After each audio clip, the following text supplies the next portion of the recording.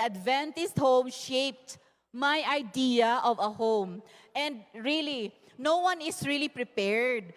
Preschool teacher po ako for 4 years. Akala ko, wow, prepared na ako maging nanay. Prepared na ako maging asawa. Nagbasa ako ng Adventist home. Nagbabasa ako ng maraming articles how to become a better parent. But you are never fully prepared. Pag ando na, nawawala na yung mga principles na yung inaral, wala na.